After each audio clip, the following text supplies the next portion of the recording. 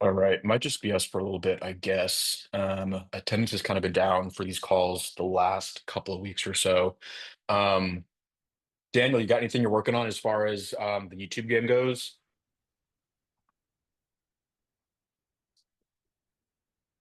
Hey Jacob, Any how like, are you? hey, doing well. How are you? Good. Hey, I apologize that I haven't made it for a while, so I want to You're be good. of your time because I know that's a lot of work. Yeah, no worries. Yeah, honestly, like attendance has kind of like fluctuated with these calls. I haven't done one since I want to say like early last month. Uh-huh. Honestly, it's kind of hit or miss every time. Like I'll try to send out the invite and stuff in advance. And then some people are pretty consistent, and other times like we'll get like a couple people in here. Um, but yeah, I'm here, for whoever shows up. What are you working on as far as your agency goes? Anything like YouTube related, anything SEO related, what you want to talk about? Um, so we're growing. And then Nice. I do stuff differently. I'm not Gotcha. niched down. I do local and we do everything. And so I mean video ads, everything. And then I just hired a sales rep, so he has business coming in. So we're just growing that way. So Okay, um, nice.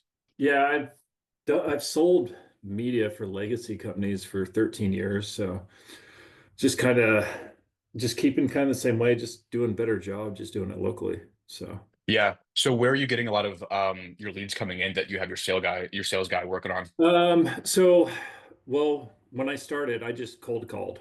Gotcha. And I have people locally find me, but find out that they don't have enough budget to even be worth the time. So Okay. right now, I just have them hunting, and I can show you guys how to hunt if you want. Sure. Yeah. I go after corporate media because they, for lack of a better word, screw it up all the time. And then you come in, you follow what Gotch has taught you. SEO wise, you crush it, and then they're happy. We're at 100% retention for 2 years. Oh Um, wow, that's awesome. yeah, and then just kind of getting word of mouth. But the Yeah. sales reps, they go out, they get the accounts, they get decent commission on it. They're the campaign manager, and then everything else is done. So So when you say corporate media, like what kind of companies are you you usually working with that? you want me to show you? Yeah. All Yeah, because right. I don't have a lot of familiarity with that, so I'm very curious to see what that looks like on your side of things. Okay, yeah, yeah, I'll show you real quick. Here, yeah, you should be able to share the screen right now.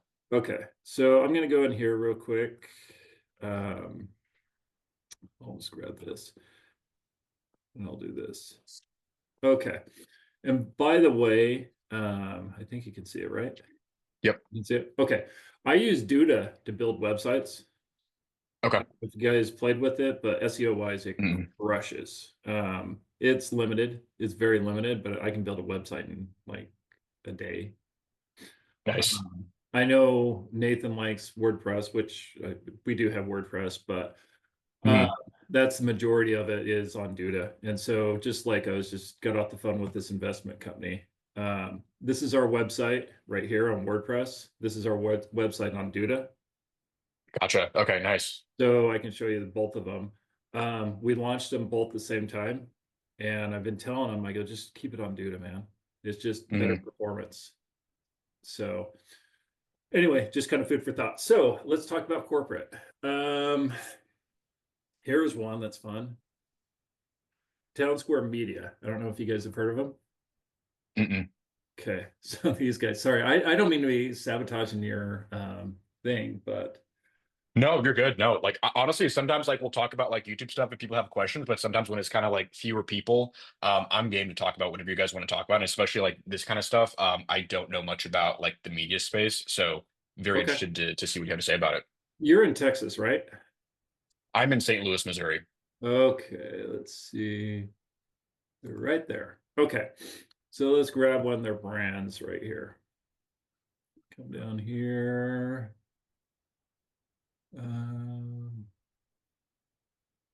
I think this is, I don't know where that is to your area, but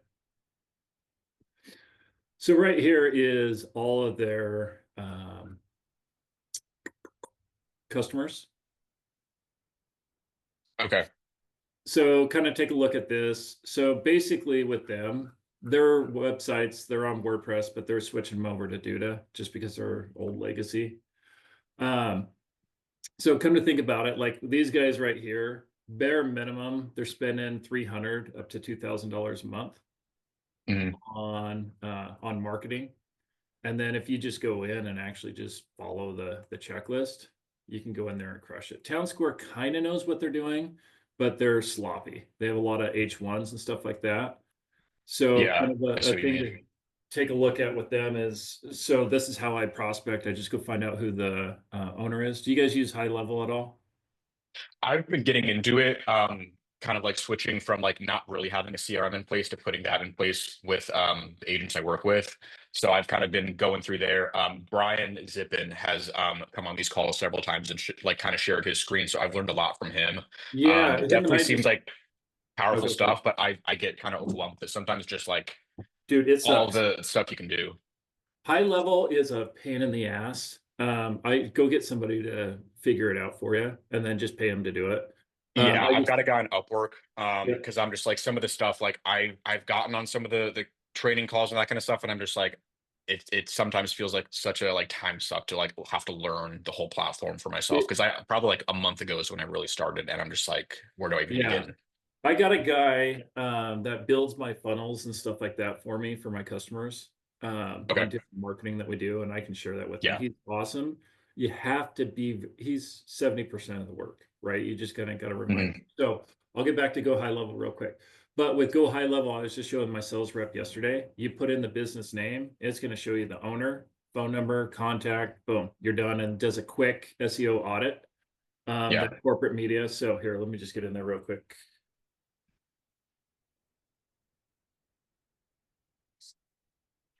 So we just have a couple in there, but it's kind of nice. So, and I'll explain exactly how to go after corporate media here. Give me a couple seconds.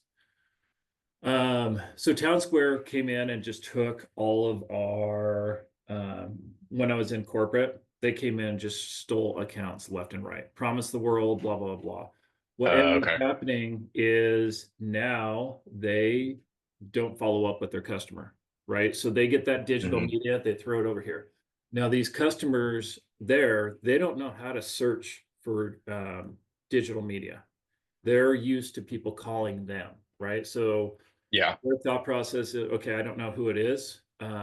They're calling me. Okay, yeah, I can switch companies. They don't know how to search on the internet. They're I call them recession-proof businesses. They've been around for 20 years. They know what they're doing. Technology, they just don't understand it, and they just want somebody to do hmm it for them. And that's where it's just a slam dunk. Okay, so like this guy, I was showing him yesterday, right?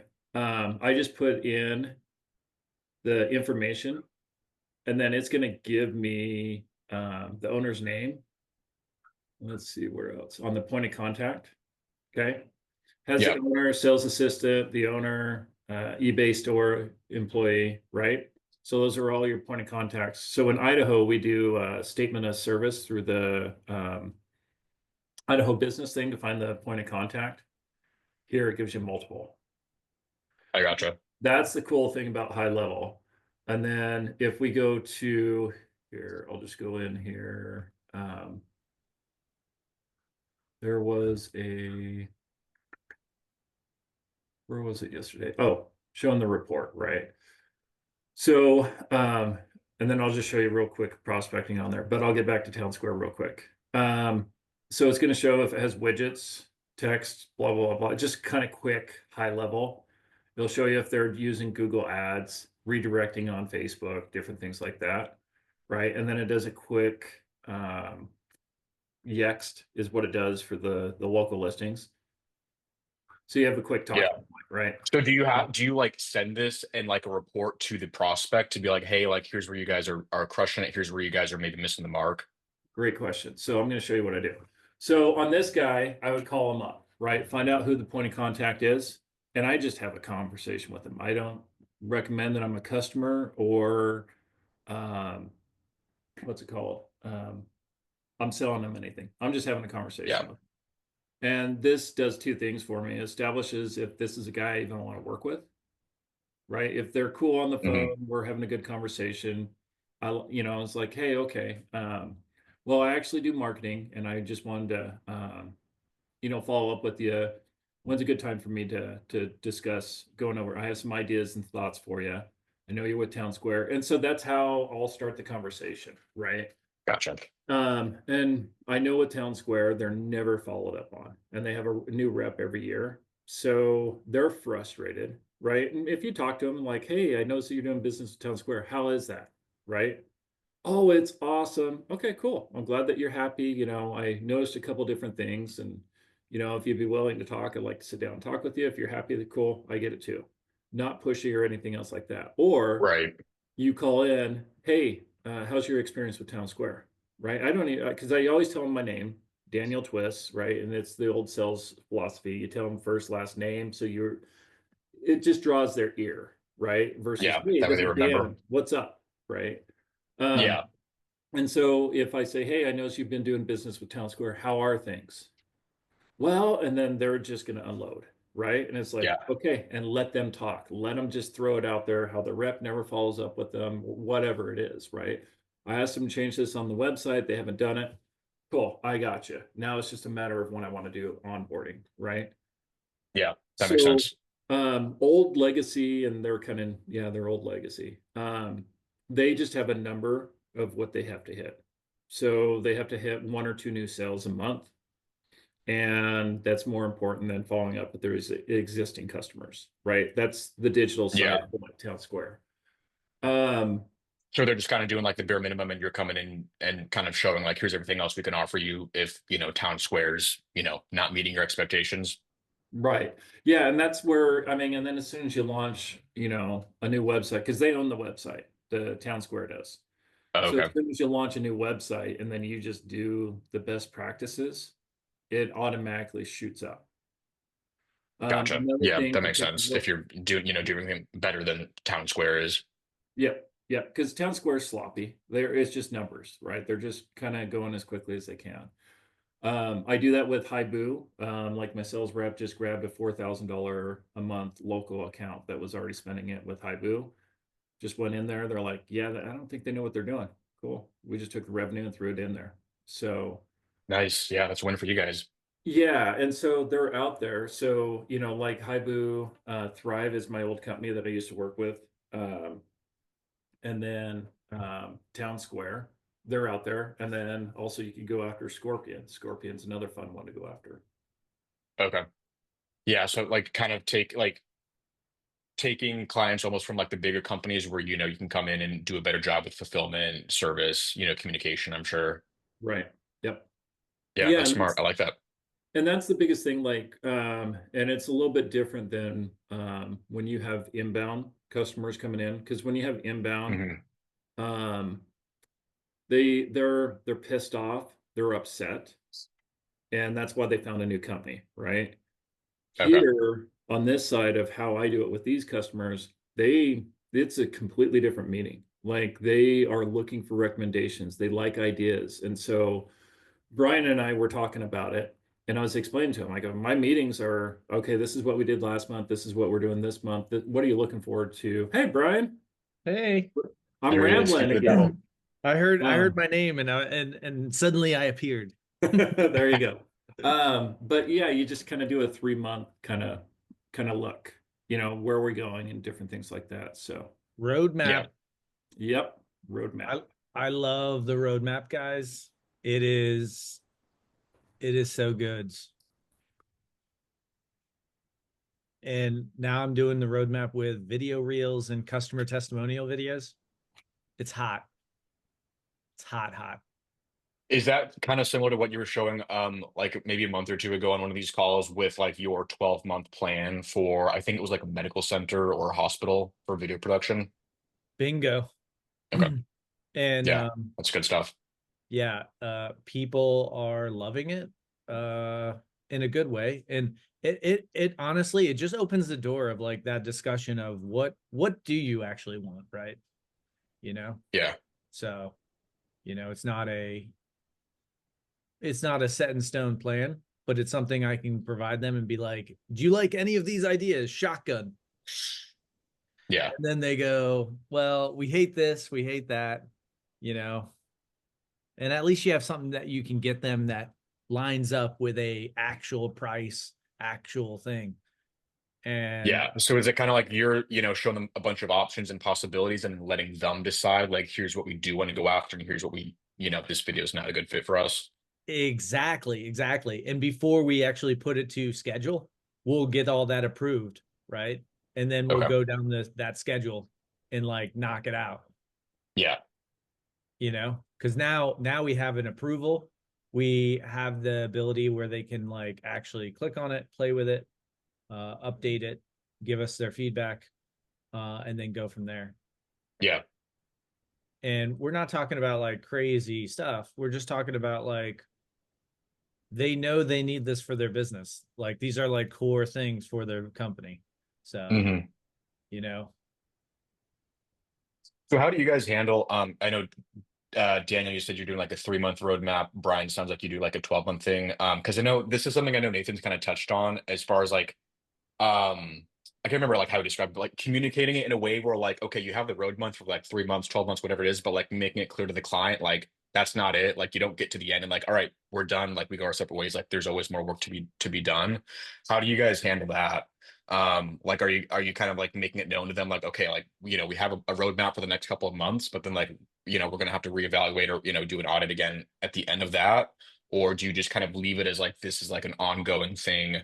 Like for retention purposes, how do you guys navigate that? Do you want to go first, Brian? yeah. Say that one more time. Sorry, I was typing this.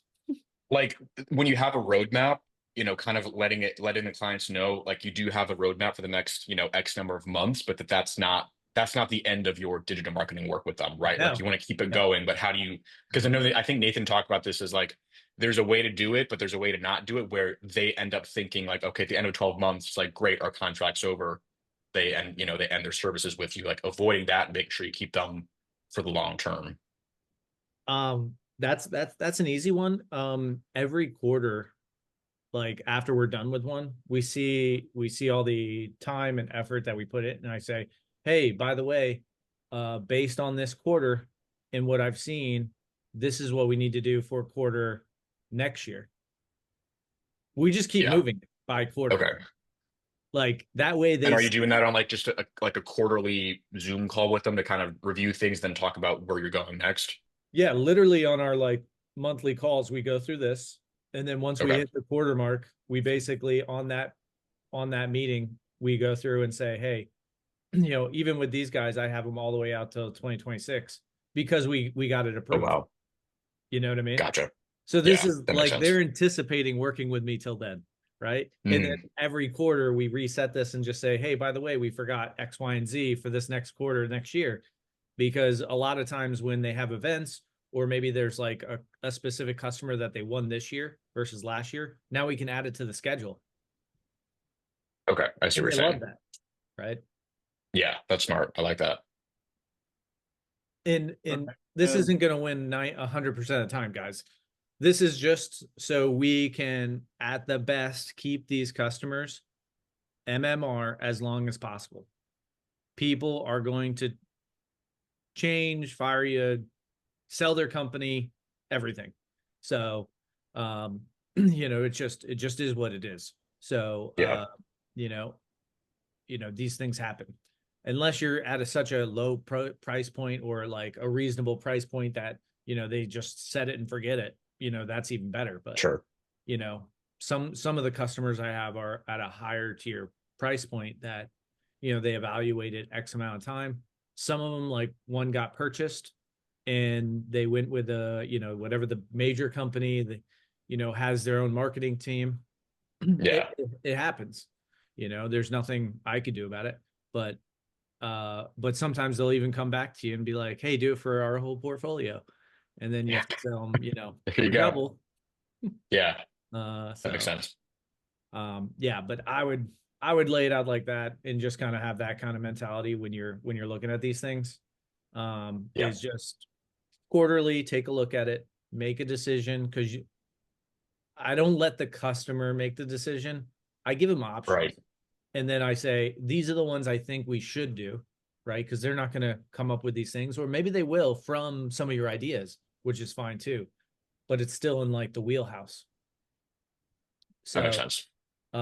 just don't let them, don't let them think that nothing is coming up, right? Sure. You want to show them the next shiny object. They're just like all of us on a freaking iPhone. Yeah. What do you guys think? Cool, right? Yeah. Like it. And then Daniel, how about you? Is it a similar process for you as far as like the roadmaps and kind of setting expectations? Well, so my customers already know that it's ongoing because I'm grabbing Okay. them from corporate, right? So they've already been conditioned that it's a long-term Like rental. that's what they're used to, and you're keeping the That's same as that. they're used to that. And then Okay. I meet with most of my customers in person. Okay. That's another conversation. Brian and I were having this conversation where I know when the funeral is, if their husband passes, we send flowers.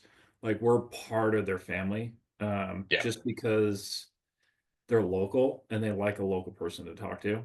Um, and then so if I have like I have two investment firms that I do a lot of their stuff for, like apartment complexes and different things like that. I just explained to them, I'm like, hey, you're on a contract for a year, and then after that we go month to month. And they're like, oh, month to month after a year. I'm like, yeah, month to month after a year. This is ongoing. And then the first 3 weeks, it's make or break on a brand new customer. And then again, I kind of have a competitive advantage because I know how bad corporate is. So if Hmm. you already start showing stuff and you're communicating with them within the first three weeks, Right. And showing results within the time frame. I'm sure that's going to be yeah, like and mind blowing compared to regular corporate. right. And one of the things too is with majority of my customers, they've been around for 20 years. So even with a low authority, low whatever URL, clean Hmm. it up, and they've been around long enough where it just shoots up overnight. Yeah. The majority of my customers, like they're in position three as soon as we launch a new website. And then after that, we Nice. can put them back up. So, and then we show them that we have phone calls, send in an email real quick when you're kind of being a little bit obsessed with rankings, but just showing them stuff all the time, right? Just, hey, Yeah. real quick, I worked on this last night. Here we are. We're going to continue to move forward. And then at that point, they know it's set it and not forget it because I'm just going to take care of stuff, and then it starts up with, hey, was this email that I got spam or this with Facebook, we're getting threatened to get kicked off. No, we're advertising on Facebook. That's what's going to happen. It's bots, different things like that. Yeah. And like I was explaining with Brian, 98% of my customers, I have their URL on my GoDaddy as well. Because it's such a relationship with them that they just want you to do the stuff. They don't understand it. Yeah. They know there's a guy. There's a guy to, and I mean, you kind of get lost in the weeds sometimes on doing a couple things you shouldn't be doing, like resetting their email because they don't know what their password is. Yeah. But it's that customer service because they got a guy, right? And that's how I've always modeled it for the last 13 years. And they want a relationship with the person that's doing the stuff too, right? Yeah. And but you're also showing and I've always used the terminology because I've always been in sales, but you know more about the business than I do. I know keywords and how to do that, but we need to pair them together. And then another thing that I do on the monthly meeting is the person that answers the phone, I want them on the meeting. How are the phone calls coming in? Because you're the Right. person that's receiving those calls, right? And then if we have to, they're like, well, I'm not getting phone calls. Well, we put call tracking in. I listen to the phone calls and then send the owner, hey, here's phone calls. You're getting the phone calls, but your reception is just kicking them down the curb. So let's have a conversation and change the verbiage. And so it's more of a partner thing versus the marketing thing. So I get that. Yeah, no, I'm the same way. I agree with a lot of things you said because I work with real estate agents, and I like same thing. Like if we have stuff that's important to talk about, like we will go meet in person. I've been working with most of them for like several years now, and it's kind of the same thing for me where it's like my responsibilities are not like necessarily like black and white. It's like like my job's lead generation, but like most of the time that is YouTube and that is website stuff. But like when they need stuff like help with their email or oftentimes it's like social media content. It's like that's not like the main focus of what I do, but it's like sometimes when they want something specific, I'm like, yes, like we can do that for you. Um, but yeah, 100% to the face-to-face relationship. I like that a lot. And I feel like that, that definitely has helped us become closer almost compared to like, if we just got on Zoom calls or like phone calls, like, yes, we can get, cover, important stuff. But I feel like the in-person meetings or like, going to like their client appreciation events or like their brokerage events that they invite me to, I feel like stuff like that definitely helps, build the relationship a lot more than you can't always do meeting with clients just, through a computer screen. Right. Yeah, and that's it, and that's just kind of things to look at, right? Like Hmm. my sales rep, like we have 3 meetings tomorrow with 3 banks, right? And basically we're partnering with them as soon as they get the business plan and the funding, they're handing them over to us to do their marketing, right? Yeah. There's so many different ways that I mean that I've always stayed local and I've always liked local because you can do stuff like that, right? And Yeah. you have somebody that they already have to submit a business plan to the bank. That's their marketing. What are you going to do for the business? Different things like that before they approve on Hmm. the loan. And now, with the sales rep, he has that relationship where they're just handed over to us, right? So then we have a hidden page on our website with their discounted price for going through this agency. They're all replicated, but they Yeah. all get the same pricing, but it's different than what I would charge somebody else, right? And it's just, I don't know, forming those relationships. It's just, I don't know, networking. Yeah. No, that makes perfect sense. Yeah. Do you guys want to talk about any updates or stuff on your mind as far as YouTube specifically goes? I don't know where you guys are all at as far as, the channels, the videos, stuff like that. But does anything come to your mind as far as that goes? I had a few things we can talk about, if not, but want to see where you guys are at. I haven't done it at all, so I'm new and I'm eager to absorb. So Sure. Yeah, nothing wrong with that. Um, Abe, how are things with you? You here today? Hey Jacob, how you doing? Sorry, I was out for about 3 weeks or so on some personal matters, but You're good. No worries. yeah, I'm in the actual ideation phase, and then ideation, description, scripting, thumbnail ideation, that phase. Mhm. Nice. Yeah, good stuff. Yeah, by the way, you kind of reminded me. I think this will probably be the last, YouTube catch up for the year because I know like if we do like 2 weeks out, that'll be like right in the middle of the holidays and stuff. So I was thinking probably like every like 3 weeks to a month, maybe going forward. But yeah, this will probably be it for 2024. No, good stuff, guys. I have a few slides I put together. Yeah, Brian, go ahead. I was just gonna say, I have my roadmap for Q1 ready, and I'm gonna Okay, be perfect. filming it over the holiday times. Yeah. And I should have my basement bar done by then. I just got Okay. the water hooked up. So that's gonna be like the backdrop. So Okay, um, nice. Yeah, so that'll be like your go-to filming spot with that in the background. exactly. Wouldn't that be cool? Nice. You Yeah, know? So yeah, I respect it. um just trying to get all those things like set and like make it look good, and Yeah, that way people feel like it's trusted, like your background, you kind of have that same background. I need it to yeah, be something that's easy because it looks like you just turn and you start working. Is that right? You just turn around and you yeah. start working. Basically, yep. Yeah, so all the cameras are facing uh Yeah. towards your Yeah, the way I do it, everything, the cameras are all in front of me. I will like clean up the shit behind me, like take down one of the monitors and that kind of stuff. But yeah, I use this office that I'm in right now as like my daily workspace and for videos occasionally when I do them. I like to batch shoot, so I feel like maybe like 1 or 2 days a month I am actually like filming videos, so I'll clean it up and make it look nice. But yeah, I'm definitely a fan of like planning things out in advance and then being able to like sit down and do like 3 videos in one go as opposed to like setting up everything 3 individual times to do one video like per sit down.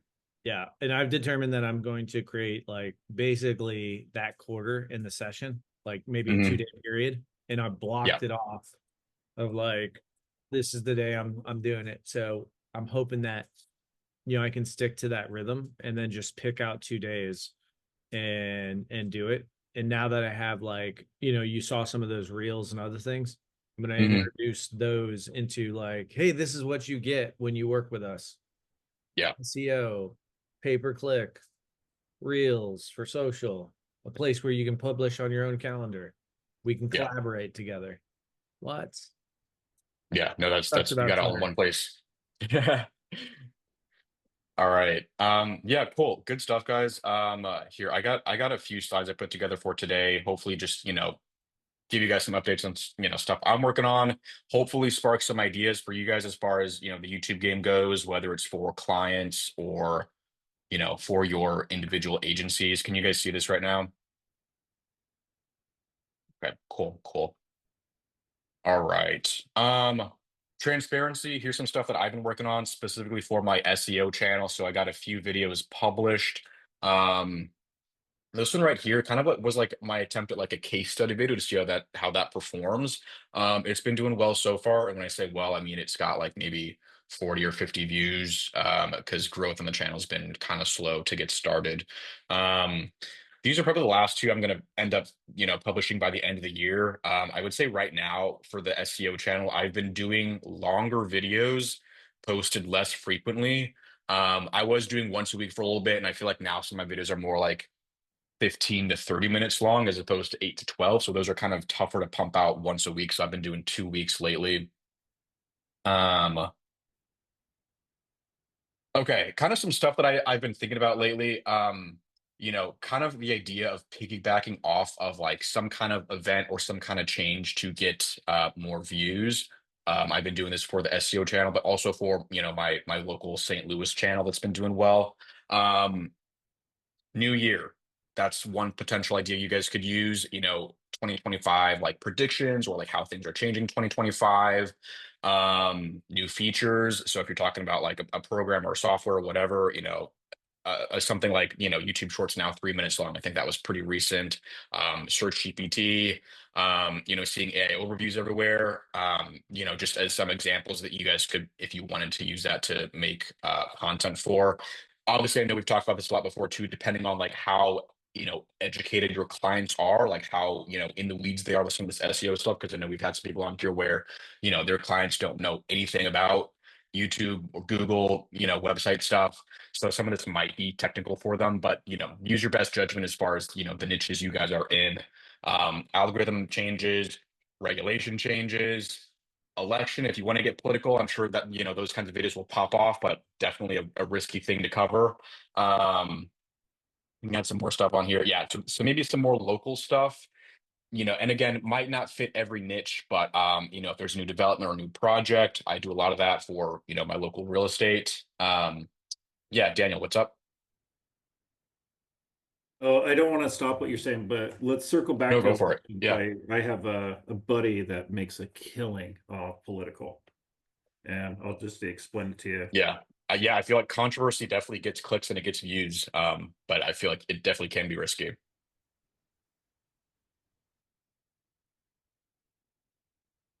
Was there anything else you wanted to say or Oh show? no, I Or don't want to interrupt because I'll oh, side and I need to stop. I just need to listen. okay. Yeah, no, and it's funny because on my St. Louis channel I have like never talked about politics but I will do things like pros and cons or like best things about St. Louis, worst things about St. Louis. And it's funny because I feel like when the comments start to get political, the video will perform better just because like there's people going back and forth the whole time. And like again, that is not something I cover at all in the video. But it's funny just like seeing that happen in the comments and like again, like I stay out of it, I don't respond, but I will watch people like start fights and that kind of stuff. And it helps me out, but yeah, it can definitely be tricky. And then so that was kind of like some more national ideas, and then maybe more on the local level if there are new changes happening in your area, especially if you're doing SEO for local clients, regulation change, maybe if it's relevant to talk about in economic shifts, trends in the market, if there's big news like a company entering or leaving, those are just I'm trying to come up with ideas here for you guys as far as like something that happens. Okay, that event happens, you could try to make content either leading up to it or immediately afterwards if you time it well to kind of piggyback off of that event happening. So this is one example, and again, this is from my St. Louis channel, so this is not necessarily SEO specific. But so in October, there was basically a new development started. It's like a $2 billion project. It, like, made the headlines all over the place. It's been in the works for a while, but they're tearing down a mall to build like a new downtown area. Did a video on it, and also not even my longest video, just like a very quick, high level overview of it. Right around the time that it was beginning to happen, and this video just really popped off compared to other videos. You can see here, like this little gray blip down here, that's like my normal performance within the first like 7 weeks or so of video.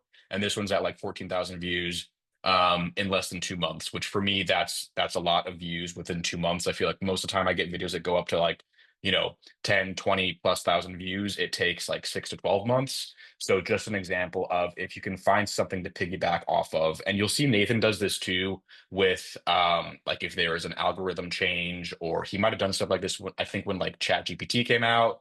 I haven't checked in a minute, but he might have stuff on Search GPT or anything like that, where if it changes the game in some way, if you can make content that is timed well to coincide with that, it could definitely, lead to more views. And to be clear, these kinds of videos are probably going to be the videos that get a lot of views and, hopefully grow your channel's foundation. Maybe not the best for generating leads. So this one, for example, I'm not betting on this being a video that gets leads, but it is one that has led to more views, almost 300 new subscribers. So stuff like that, where you get people to see your videos, and then hopefully as you put out more content in the future, the algorithm is recommending it more. People are seeing it on their homepage or in their suggested videos. So just kind of having videos like this that maybe aren't best for getting leads, but they're good for growing your channel. A few other times I've done this. I had one a while back. There was a celebrity house that hit the market here. We did a video, I think, within a week or two of it hitting the market, and it popped off really, really fast. Again, did not get leads. We got a lot of actually like random phone calls. I think I took our number out of the description and comment just because we were getting a lot of calls from this, and they were an absolute waste of time. So I made this video more just to get views, grow our channel's foundation, as opposed to get leads. Um, Same thing with this one. This was on more of like an affiliate channel that I have. So, the views are more the goal on that channel to get money from AdSense and either sponsorships or affiliate deals. Same thing, got a lot of views really quickly because this was like a new development that was going viral on social media like a year or two ago. So just some examples for you guys of if you can find an event and kind of piggyback off of that. And kind of a visual, if this helps you, kind of conceptualize this, you will have different videos that kind of serve different purposes. So kind of like I talked about, videos that you can, kind of position to get a lot of views right here are going to be the ones that, really bring a lot of first-time viewers to your channel. They kind of expand your footprint of getting more views, more subscribers. And they're great if you can make it either something that's very searchable or something that gets a lot of views from browse traffic or being recommended by the algorithm. Those are really, really powerful. And then obviously we have our videos over here that are probably going to be, smaller as far as, the audience that might be interested in it. But if it's highly searchable and one of those, bottom of the funnel, middle of the funnel videos, you might not get as many leads. But I'm sorry, views. You might not get as many views, but I have found that some of my lower performing videos are the ones that actually get way more leads. And talking specifically for my real estate channel. And then this is kind of one way you could think about it. I know that Nathan talks a lot about, you're starting a new website, you're looking for your first keywords, start with the bottom of the funnel. Um, and when we're talking about a website, I think that's definitely a smart move. I would say sometimes what I do is the opposite of that when it comes to YouTube, where you want to start with something that is more, appealing to the masses. It's more generally applicable as far as what the video is about. It might be something that's, way more searched, or just something that's, appealing to a wider group of people. Because the way that I've kind of seen it on YouTube is that you could start with some of the more specific and the bottom of the funnel videos, but if you don't have some kind of foundation on your channel to, put that out there, it's kind of a struggle with growth. And I'm kind of seeing that with my SEO channel, where I've been more specific and talking about things related to, real estate SEO or, lead generation for realtors. Um, as opposed to, let's say, videos about like marketing in general or marketing for real estate in general. I've been way more dialed in, so kind of like down here. And the views and just overall growth of the channel has been slow, but just kind of a concept for you guys, if you because there's different ways to plan out your content. If you want to start with the more highly viewed, high search topics, you could do that. Or if you wanted to start with something more bottom of the funnel and specific, you could do that. But I feel like that tends to maybe sometimes take longer to actually grow the channel. This was an interesting video that I saw from Nate Black. He used to be on this channel called Channel Makers. He now has his own channel where he just really talks about growing YouTube channels. It's not niche specific. It is just for, people on YouTube in general. And I thought that was interesting because something that has kind of come up on these calls a few times is how long should your videos be? And of course, there isn't really, a right answer, but the way that this video broke it down is like, okay, there's kind of four different types of videos as far as how you position yourself. So Nate broke it down. There's hero, there's performer, and these two probably won't apply to us. These are more like the influencers, the vloggers, the people like Mr. Beast, where the channel is about a specific personality or it's meant more for entertainment purposes. I feel like a lot of us here are probably going to be between the teacher and the commentator section. Teacher being more like you are teaching someone a skill, you're teaching them how to do something. It's tutorials, it's listicles, it's stuff like that. And then commentator is more like you are reacting to something. Could be an event that happened, could be something like an algorithm change, whatever. It's more like you are commentating and reacting to something else. Um, and then he kind of goes through the video and kind of breaks down like, a video that's between 0 and 4 minutes long, a video between 4 and 6 minutes long, kind of how to think about that and almost position it. Basically, the takeaway is that longer videos do well when you are teaching someone something. So I feel like that's kind of what applies to us here. Basically, he was saying like between 0 to 4, 4 to 6, 6 to 8, those are really quick videos. Those are meant more for entertainment. They're meant to make people laugh, something along those lines.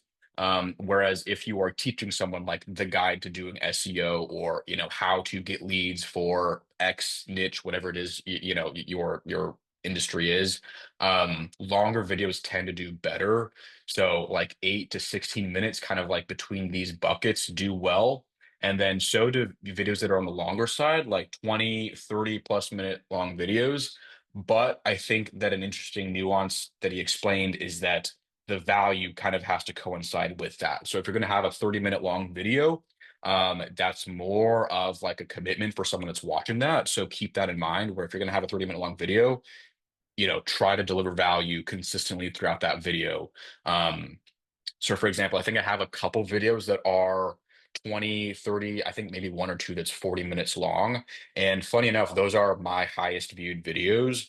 I have one on my SEO channel that's 30 minutes long. I have another one that's going out soon, another 30-minute long video.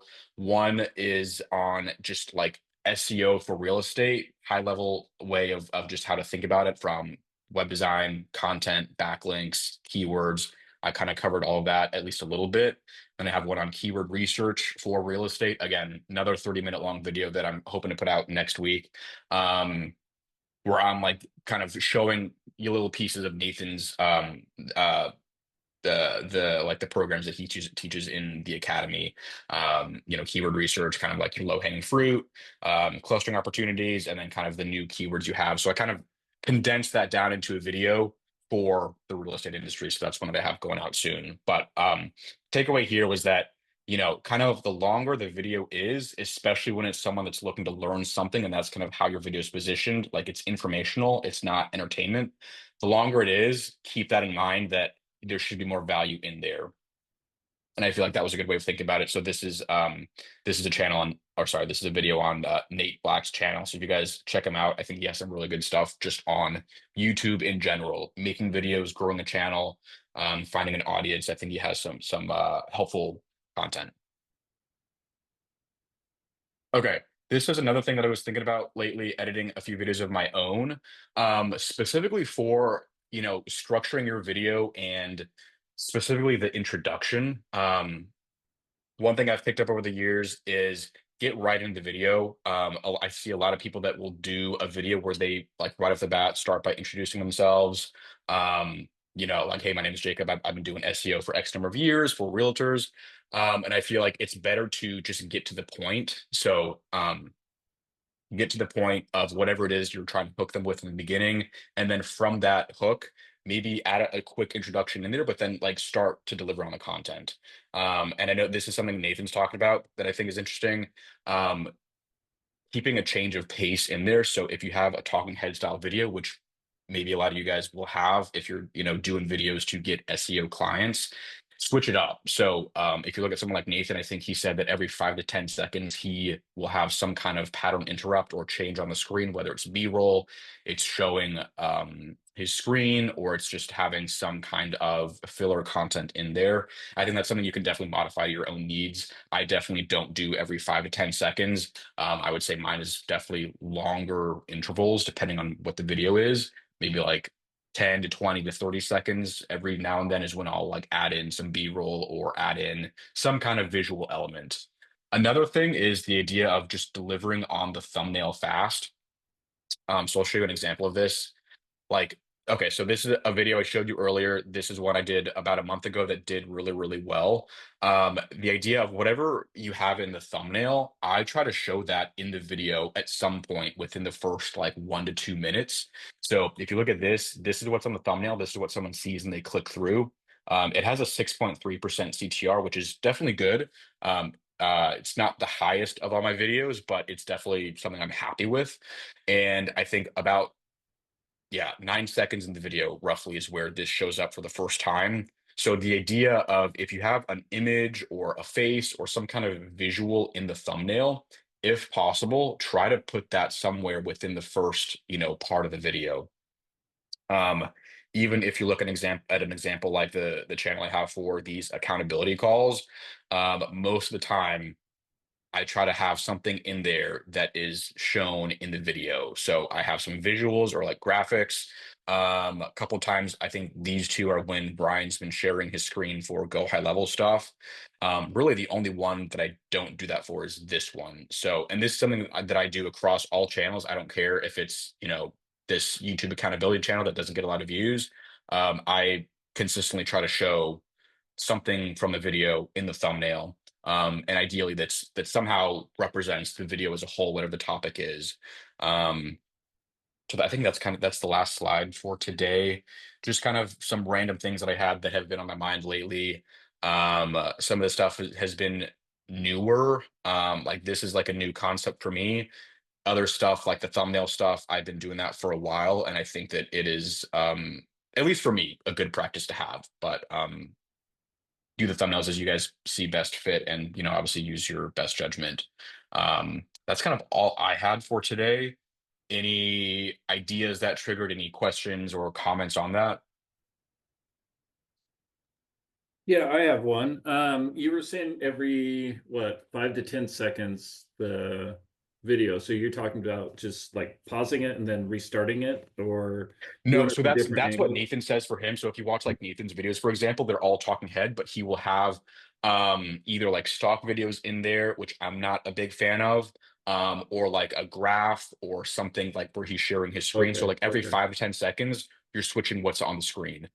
So going from like a talking head to some B-roll to like some other kind of visual, like maybe a graph or a chart. The 5 to 10 seconds for me seems like a lot. Like that's a very fast rate of change. I would say for my videos, probably like I would say like maybe 10 to 30 seconds, like meaning like every 10 to 30 seconds where it's me, my face talking to the screen, there's nothing popping up. I will try to include like a map, or I will oftentimes use drone footage for the local videos, or some kind of visual. So it might be like a map, it might be a chart, maybe like an infographic from a local website, whatever it is. That concept was just like, according to Nathan, that's what he does for his videos. Like every 5 to 10 seconds of a talking head, have something in there visual to switch it up. okay. And then here, let me just read, Abe, what you sent to me.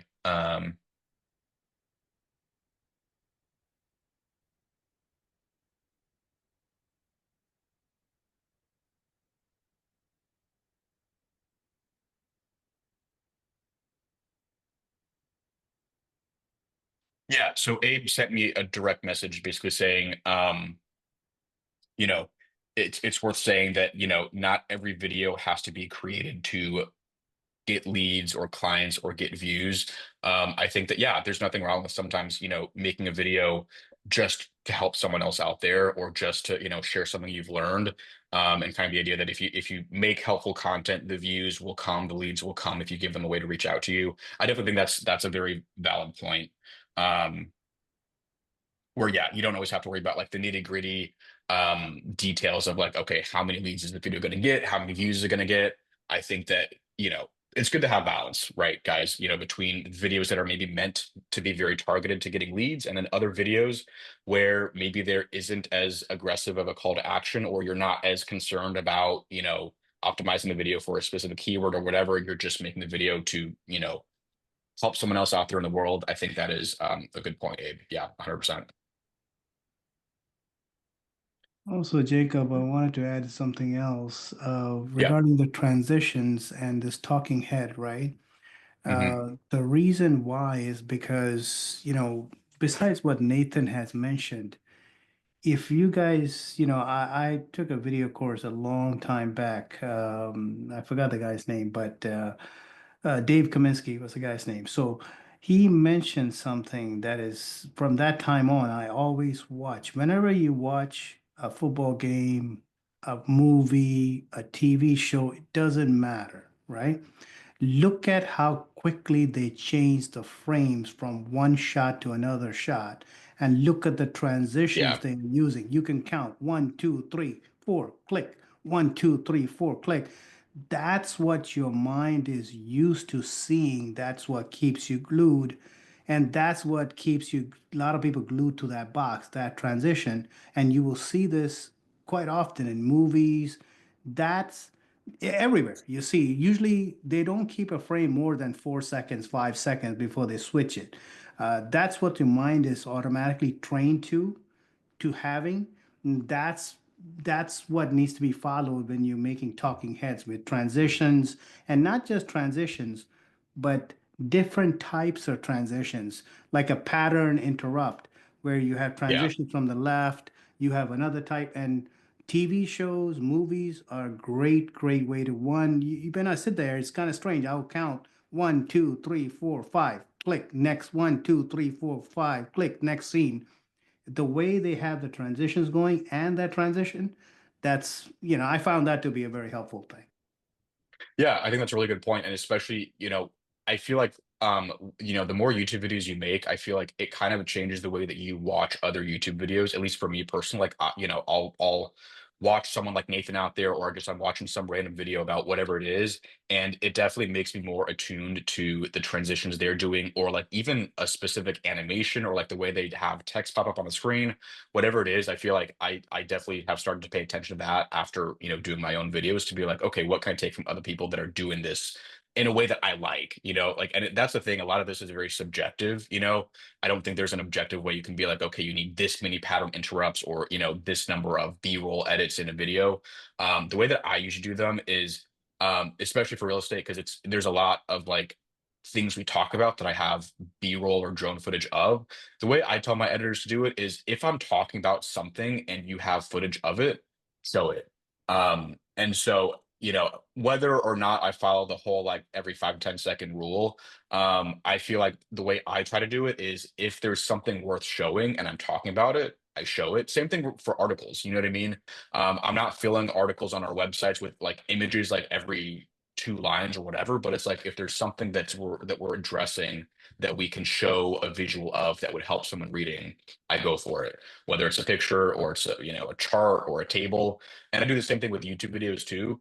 Um, if there's something you can show that would be helpful to someone, show it. Or even if it's not really showing something, but it's having text animations. So if I'm like listing things out, or I'm explaining a process, like step 1, 2, 3, 4, 5, especially if there's numbers involved too, I try to have that pop up as text, where the screen isn't shifting away from my face. It's just my face on the frame, and then either to the left or the right of me, whatever, you have text that is popping up.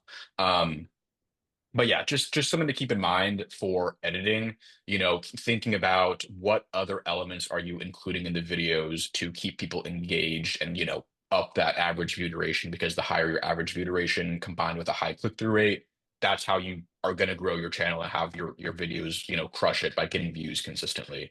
Um, so yeah, that's kind of my thoughts on that. One other additional thing about Yeah. the video editing is one part where you have transitions and framing and everything else.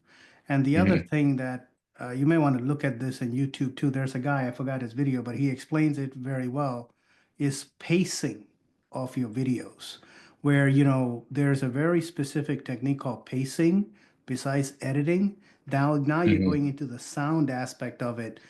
If you don't get that pacing correct, where you are, before you get into next thought, just before you finish the next thought, you jump onto the next thought there. If you have gaps there, they have tested it where that gap creates a pattern interrupt and you lose your views. But if you get your pacing right along with the transitions, that's another trick to getting a lot of views. Yeah, I think that's a really good point. And especially like the way you transition how you're talking about something, especially if it's like a listicle video or anything like that, where like you have very clear topics within a video. I feel like it's good to kind of clearly state like, okay, like, look at what I'll do usually is like, wrapping up a topic, like, okay, that was that, and then moving on to topic number two or topic number three on the list or whatever it is we're covering, to help, you know, help let someone know like, okay, we're shifting topics here. What I try to do also is when I'm done with a call to action, like asking for someone's business, which is usually something along the lines of, if this is helpful, if you'd like to work together, email us, text us, call us, so we'll have our stuff pop up on there. And when I'm done with that, shifting to a new topic. So I will usually have like a call to action in between topics as opposed to, you know, injected in the middle of one, because I feel like that makes it a little bit more confusing where it's like we're talking about topic A, but there's a call to action in the middle that's not maybe the most relevant to that topic, but kind of like doing instead where I will have topic A, we finish it. Um, Somehow transition from that topic to, by the way, if you have questions about this, if whatever we're talking about is relevant to you and you like to work together, get in touch with us. And then once that's over, okay, now moving on to the next one, we're going to talk about topic B, whatever it is. But yeah, that's a really good point, Abe, about just pacing and the way that you are like really delivering the information in a video, especially to keep someone paying attention. Because I feel like sometimes, yeah, if it's too abrupt of a shift, or maybe the opposite, where if you're kind of rambling on a little bit too long, those are ways that you can absolutely lose someone's attention if they are no longer following along with you. So yeah, important to be mindful of the pacing and how you are interrupting that if you're shifting topics or if you have a call to action in there. Definitely some good stuff to think about when making videos.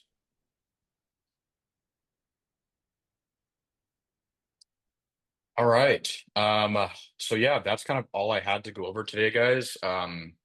Any final thoughts, questions, feedback before we wrap up? I thought it was great. I appreciate it. Okay, perfect. Yeah, I'm glad to hear that. And yeah, Daniel, I have the other calls for these on a YouTube channel. It's called YouTube Accountability. I can email that out afterwards. Okay. Because I think most people kind of pick and choose which sessions they come to. Um, so yeah, all the replays are on there. So I will have this one put up there probably tomorrow. But yeah, outside of that, guys, keep up the good work. If you're working on whether it's planning out your videos or actually filming your videos, um, get to it. I will probably send out an invite for the next one of these, like I would say like early to mid-January. That way we can come back and regroup after the holidays and New Year are done. Because I know I'm sure it's a little bit crazy and chaotic between, at least for me, like family stuff, traveling, all that kind of stuff. So we'll see each other next month, I would say. And any questions or anything you guys have, just email me and I will email out the slides for this and the recording tomorrow. All right. Take care, Great. guys. Thank you Happy so much. holidays. Happy New Year. See you Bye. guys.